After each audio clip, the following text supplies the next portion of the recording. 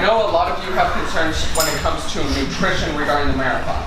So there's a lot of things there's do's and don'ts that we want to do. We have before the race, during the race, and after. So how many have done a marathon before? Okay, so a small handful. We know how challenging it is, and I was asking, you guys have done a 16-miler, right? Yeah. So when you get up to the point of doing a 16-miler, you want to train consistently, right? You're not just going to go out, hey, I'm going to run 16 miles today, even though I've never ran a day in my life. Like, you don't want to be like me. On my very first marathon, my longest run was 10 miles 2 weeks before. I suffered during that marathon. So the same thing applies with nutrition. So I'm going to pick on a random person. Purple shirt, what's your name? Scott. Scott. Okay. When you ran 16 miles, what'd you eat breakfast?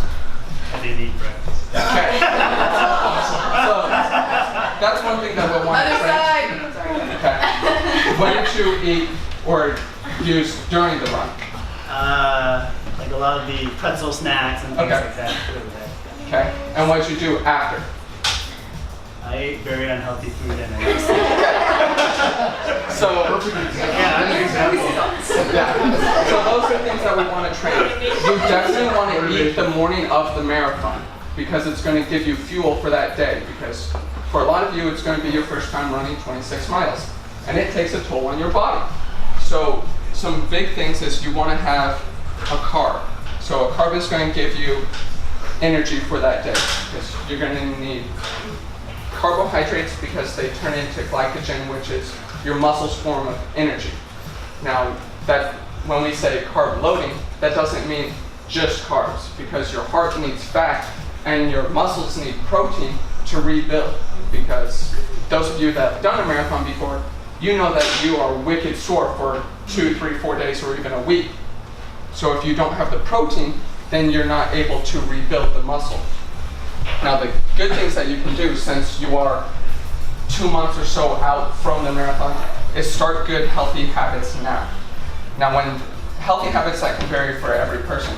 So the day of the race, it'd be good, depends on how your body reacts, but maybe a cup of oatmeal with some berries and a handful of almonds or something. Something that's not too heavy, because if it's too heavy in your stomach, when it comes down to the starting line, your blood is going to be in your gut trying to help digest that food. You want it to be in your muscles so you can hit that starting line strong and power through those 26 miles without problem or injury. Now, raise your hand if you want side aches, gassiness, or diarrhea during the marathon. We got Alistair. We don't want that. Because you may need to go number 1 during the race, so be it. But we don't want you to be hitting every porta potty every 2 or 3 miles. So that's why you have probably another 16, 18, 20-mile runs in between now and the marathon. So practice, whether during the run you're using the goo chomps, the pretzels, the gummy bears, or the jelly beans. Figure out what works best for you. You want to have something that has carbs and it's very quick energy so that you take it, it's not diverting a lot of blood flow from your muscles to your gut, but still gives you that quick energy so you can maintain performance. And then the same thing goes with drinking. Now, who drinks coffee? Okay. Recommend that after eating if you're going to drink it the day of, just because coffee can tend to slow down your metabolism, especially on race day. If you slow down your metabolism and then have food on top of it, it's going to sit much heavier, and you don't want that during race day. So anyone drink electrolyte, Pedialyte, Powerade, anything like that, or a combination of those? Those are really good. I know there's a lot of talk saying, oh, sugar's bad, high fructose corn syrup. You guys are endurance athletes.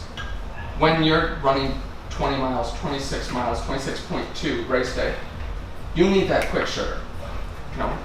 Is it good on a normal day-to-day basis? Not really. But race day, you need those electrolytes. You need the sodium, potassium, magnesium, everything that's in those endurance drinks to help fuel you because you're burning it. You're getting rid of a lot of it. So how many have heard of the wall? Okay. So for those of you that have done LA before, you know the wall comes right by the VA because that's right about the 20-mile mark. And then it's a little challenging after that. You got some uphill, but then it's pretty straight and flat. But it's still the 20-mile mark. And who hasn't run 20 miles before? Okay, so once you hit that 20-mile mark, something changes in you because, holy crap, I ran 20 miles. And that's just 6 miles, because 6 miles most of you take maybe an hour, hour and a half, if that. So it's just that much more. And then you're done with the race. You got your shirt, you get your medal, beer garden, you know, whatever floats your boat.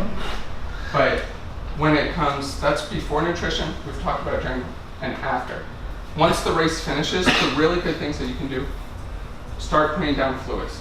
Now, it's not beer, but replenish water, replenish electrolytes. And as soon as you're able to, get some real food in you. Now, I know you're going to want to celebrate, and that's good, but you want to make sure to have a high quality protein meal after. So, you know, maybe a nice 6-ounce fillet, or, you know, a couple chicken breasts, something that's going to help rebuild your muscles so that you're not extra sore those next days after. But that's just a quick synopsis of good nutrition. It's, you know, a little bit of trial and error, because oatmeal may work for him, but for you, it's terrible. So you may want to do a peanut butter and banana sandwich the morning of, so it gives you some protein, fat, and carb, but there's a good mix of slow burning as well as quick energy to get you to the start of the race and then into the race when you can start using your goos, your jelly beans, or whatever you're going to use. Yeah. All right.